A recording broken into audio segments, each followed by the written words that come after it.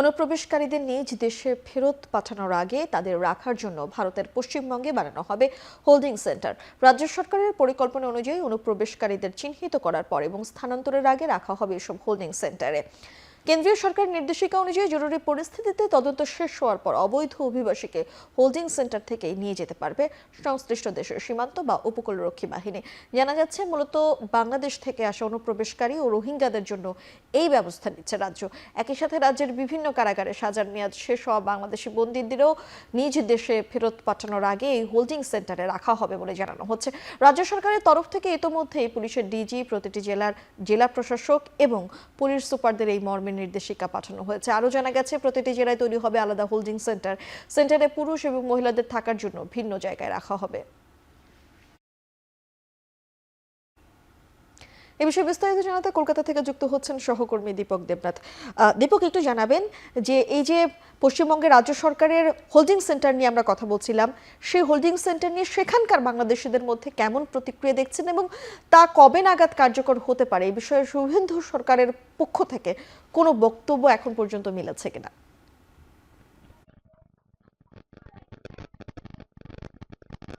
না দেখুন, শনিবার দিন রাতে একটি নোটিফিকেশন জারি করা হয়েছে রাজ্য সরকারের তরফ থেকে এবং সেখানে বলা হয়েছে যে সমস্ত অনুপ্রবেশকারী সন্দেহে যাদেরকে গ্রেফতার করা হবে, যাদেরকে আটক করা হবে, তাদেরকে সেই হোল্ডিং সেন্টারে রাখা হবে এবং এরপরে 3 মাস সময় দেওয়া হবে। এই 3 মাসের মধ্যে সেই ব্যক্তির যাচাই বাছাইকরণ হবে, অর্থাৎ সেই ব্যক্তিকে যে সন্দেহবশত ধরা হয়েছে তিনি কি বাংলাদেশি কিনা, যদি বাংলাদেশি হয়ে থাকে তবে তার বাংলাদেশের কোথায় ঠিকানা, কোথায় বাড়ি এবং তার পিতার নাম কি, এগুলো সমস্ত ডিটেলস সেগুলো কিন্তু সংগ্রহ করা হবে।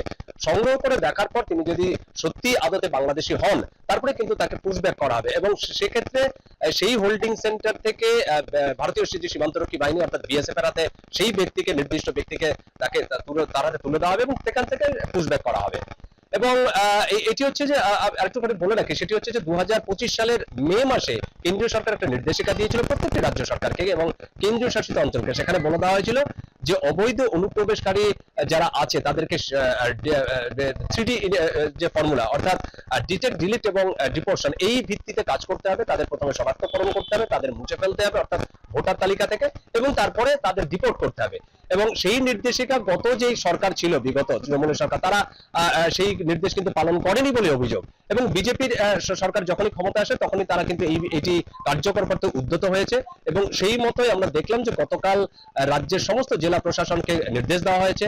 কলকাতায় বিশেষ করে যে ডিজিপি অর্থাৎ রাজ্য পুলিশের ডিজিপি এবং কলকাতা পুলিশের যে কমিশনার, যে সমস্ত কমিশনারের যেগুলো আছে তাদেরকে সকলকে নির্দেশ দেওয়া হয়েছে যে নির্দিষ্ট স্থানে সেই হোল্ডিং সেন্টার করা হবে এবং সেখানে প্রথমে সরকারি ভবন দেখা হবে, যদি সরকারি ভবন না থাকে সেক্ষেত্রে বেসরকারি ভবনকে দেখা হবে এবং হোল্ডিং সেন্টার করা হবে এবং সেখানে প্রয়োজনীয় সমস্ত কিছু থাকবে।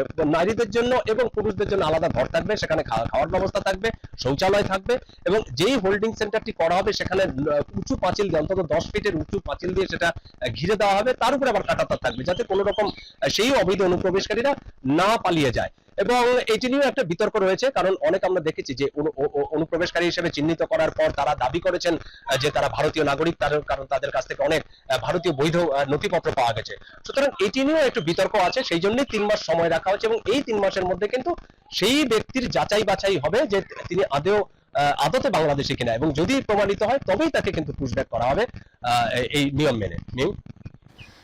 দীপক, আরেকটি ব্যাপার যেটি হচ্ছে যে বিশ্ববাজারে যখন জ্বালানির তেলের দর কমছে তখন ভারতে বেড়েই যাচ্ছে পেট্রোল ও ডিজেলের দর।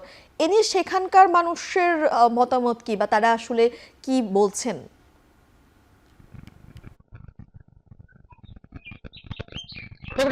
একদমই ঠিক বলেছেন, কারণ আমরা দেখি যে গত 11 দিনে মোট 4 বার এই ফুয়েলের দাম বেড়েছে, অর্থাৎ জ্বালানি তেলের মূল্য বৃদ্ধি পেয়েছে, বিশেষ করে ডিজেল এবং পেট্রোল। এবং আজকেও যে দামটি বেড়েছে সকালবেলার দিকে, আমি যদি একটুখানি পরিসংখ্যান দিয়ে বলি, সেখানে ডিজেলের দাম বেড়েছে, প্রথমে বলি পেট্রোলের দাম বেড়েছে 2 রুপি 61 পয়সা এবং ডিজেলের দাম বেড়েছে 2 রুপি 71 পয়সা। তো এই যে দাম বৃদ্ধি, এই দাম বৃদ্ধির ফলে যারা গাড়ি চালান সাধারণ মানুষ তারা কিন্তু প্রচন্ড সংকটে পড়েছেন বা আশঙ্কার মধ্যে দিন কাটাচ্ছেন। তাদের বক্তব্য যে যেভাবে জ্বালানির দাম বাড়ছে এতে পরিবহন খরচ বাড়বে এবং পরিবহন খরচ যদি বেড়ে যায় তাহলে কিন্তু নিত্য প্রয়োজনীয় যে সমস্ত জিনিস আছে তাদের দামও বাড়বে। এবং আজকে সকালবেলায় যে সমস্ত মানুষ যারা পেট্রোল পাম্পে এসেছেন বা ফিলিং স্টেশনে যারা এসেছেন তারা যখন এই জ্বালানি কিনছিলেন সেই সময় কিন্তু তাদের এই আশঙ্কার কথা জানিয়েছেন। যদিও সরকারের পক্ষ থেকে জানানো হচ্ছে, এবং আজকেও রাজ্যের ক্যাবিনেট মন্ত্রী যিনি আছেন দিলীপ ঘোষ, তিনি বলেছেন যে এর আগেই অনেক আগেই বিশ্ববাজারে কিন্তু তেলের দাম বাড়িয়েছিল, কিন্তু সেই সময় কিন্তু নরেন্দ্র মোদী সরকার দাম বাড়ায়নি, কারণ সাধারণ মানুষের কথা ভেবে চিন্তে কিন্তু তাদের দাম বাড়ায়নি। কিন্তু তারপর থেকেই এই তেল কোম্পানিগুলো কিন্তু কেন্দ্রীয় সরকারের কাছে আবেদন রেখেছিল যে তেলের দাম যাতে বাড়ানো হয়, এবং কেন্দ্রীয় সরকার তারপরেই একটা সিদ্ধান্ত নেয় যে একবারে বেশি দাম বাড়ানো হবে না, অল্প অল্প করে ধাপে ধাপে সেই তেলের দাম বাড়ানো হবে। এবং আমরা দেখেছি যে গত 4বার, অন্তত এই 11 দিনে গত 4বার দাম বাড়িয়েছে, কোথাও 2 টাকা 61 পয়সা, কোথাও 3 রুপি বাড়ানো হয়েছে, আবার কোথাও 99 পয়সা বাড়ানো হয়েছে, এরকম 4টি ধাপে বাড়ানো হয়েছে। তো সব মিলিয়ে প্রায় 9 রুপির কাছাকাছি কিন্তু দাম বেড়েছে। এতে করে কিন্তু সাধারণ মানুষ সত্যি তাদের ক্ষোভ জানিয়েছেন যে এরকম ভাবে যদি চলতে থাকে তাহলে তাদের গাড়ি চলতে পারবে না, বা বাইক চালাতে পারবেন না, তারা গাড়ি চালাতে পারবেন না।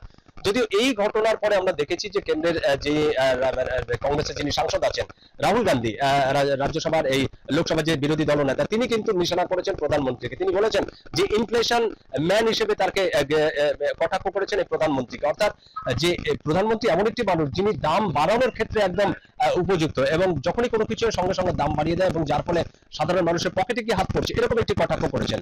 যদিও রাজ্য সরকারের তরফ থেকে বলা হচ্ছে যে দাম বাড়ানো ছাড়া কোনো গতি নেই, এবং কেন্দ্রীয় সরকার ভাবনা চিন্তা করেই দাম বাড়িয়েছে, এবং এতটাই মানে খুব কম পরিমাণে দাম বাড়িয়েছে যাতে মানুষের পকেটে যাতে চাপ না পড়ে, এরকম ভাবনা চিন্তা করেই দাম বাড়িয়েছে।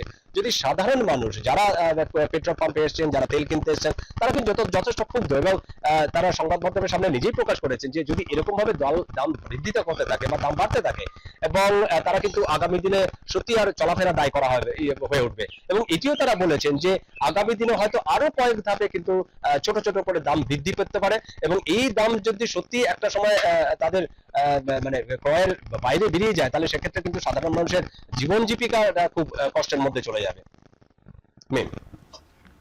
কলকাতা থেকে সরাসরি যুক্ত হয়েছিলেন সহকর্মী দীপক দেবনাথ।